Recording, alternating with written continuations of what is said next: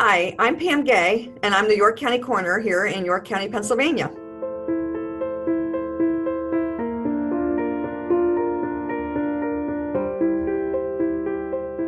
So how have you in your role as York County Coroner been impacted by COVID-19 so far? Well, in the early days of this, we were working long hours, that's for sure, because we were doing a lot of planning, a lot of Zoom meetings, a lot of planning at the county level. But it was definitely mentally and physically exhausting at times.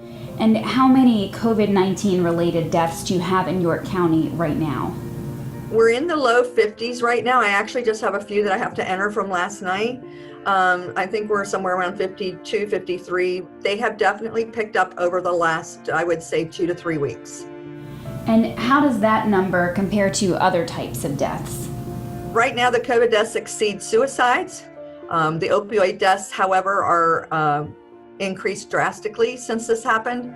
We were averaging 8 to 10 a month, and we're now averaging 20 some a month with opioid deaths. So they've gone up. They've more than doubled in some of our months. There's a lot of reasons we think that that's happened. They're not able to meet in their 12-step groups. Some of them have lost their jobs. Many of them have lost their jobs. You're socially isolated. So we think that all of these things contributed to the increase and are contributing to the increase in the opioid deaths. Our biggest concern here in this office was, where are we going to put a sudden increase in deaths if we have those from COVID? We don't have our own facility, our own morgue. It doesn't take us long to run out of space when we only can house 8 or 9 adults. When I first started as coroner 6.5 years ago, it was a rare weekend where we would be in overflow or at capacity.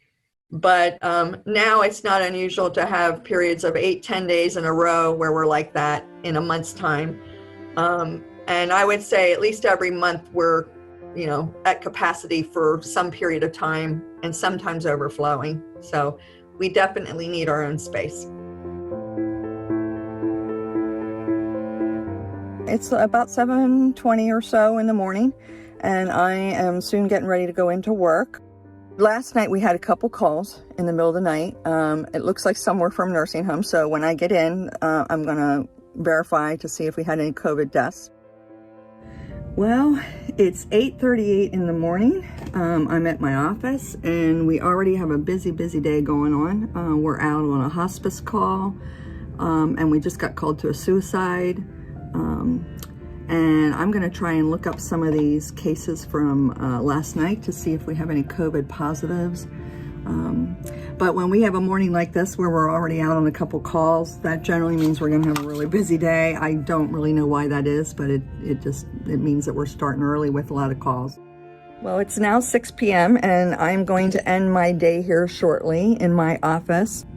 Thankfully, even though it got kind of crazy and we thought we might have to call in some extra help, we actually managed okay today. This is the first time in a while that I haven't had any COVID deaths reported to me. So that's good, actually. But obviously, we're still monitoring those and waiting for results on some of them right now, actually. Our night doesn't end, obviously. An evening shift and night shift deputy coroner will be on here soon. Some of us are coming in here regardless tomorrow. We're getting ready to move. So we got a lot of work to do. We're moving to our new office over at the York County Prison, near the back of the prison.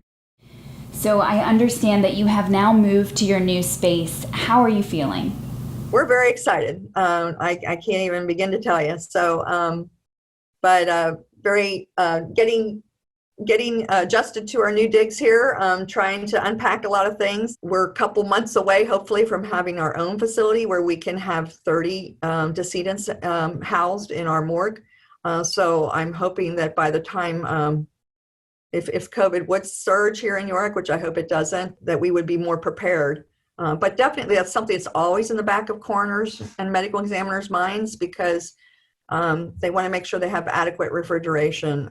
And I know that may seem morbid to people to think that way, but we always, the classic saying, you plan for the worst and you hope for the best. And that's sort of how we live our lives.